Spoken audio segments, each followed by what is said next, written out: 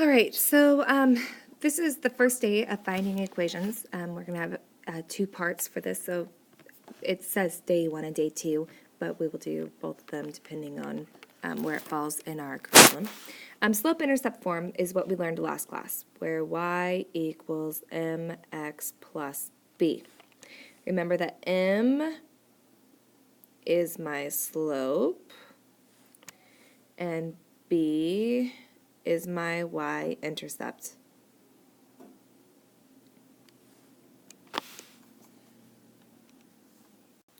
Now, point slope form is slightly different. It is y minus y1 equals m times x minus x1. Just like before, the m is your slope.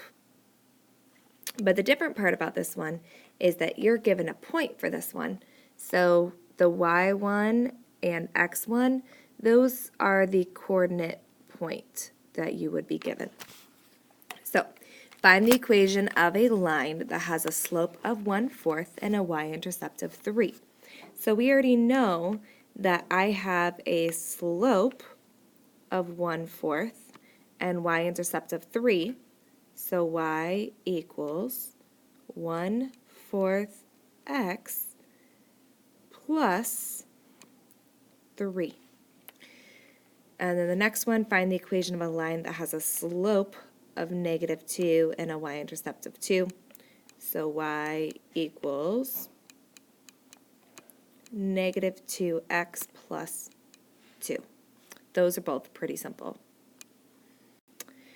Next, we need to find the equation of the lines shown on the following graphs. So line A is the one that is going up from left to right.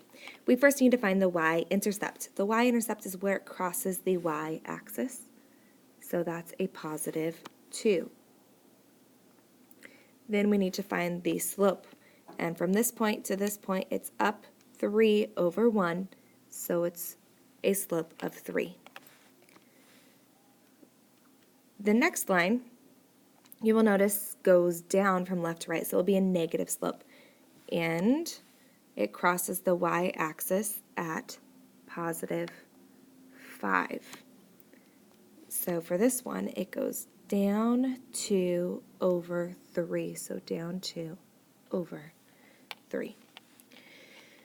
And number 4, find the equation that has a slope of 2 and passes through the point 3,1. So we're going to put a point at 3,1. So that means right 3 up 1. And it has a slope of 2. So we're going to go up 2/1, up 2/1, up 2/1. We're also going to work backwards, so down 2, left 1, down 2, left 1, down 2, left 1, so that we have filled the entire coordinate grid. And we're going to pretend that I wrote that line very straight and through the points. So y equals, we know that our slope is 2 because we were given that information right here. And it passes through the point 3,1. But you'll see once we made that graph that it passed through the point 0, -5 also, so the y-intercept was -5.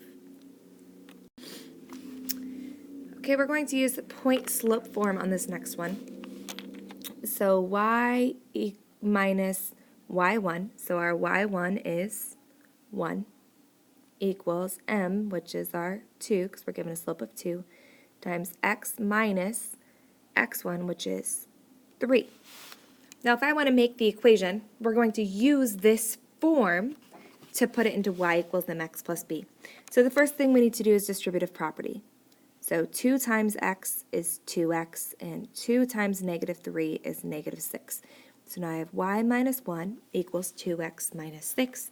The last step is to add 1 because we want to isolate y. So y equals 2x minus 5. That is the same exact equation we got up above and the same exact information we were given. So we can find that equation by both using point slope form or graphing it. Number 6, find the equation of a line that has a slope of -2/3. So that means down 2/3 and passes through the point 6, -5. So that means right 6, down 5. And normally, we would go down 2 over 3, but I can't do that on the graph we're given. So we have to go opposite. So up 2, left 3, up 2, left 3, up 2, left 3, up 2, left 3. So now, from left to right, we are still going down 2 over 3. So we know that our slope is negative 2 over 3x.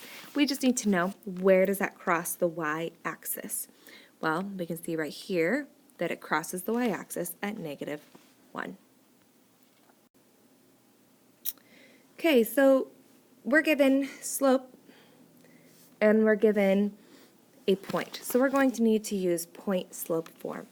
So y minus y1, well, our y1 is 4 equals m, which is 0, times x minus x1, which is 5. You will notice right here, the 0 times anything is 0.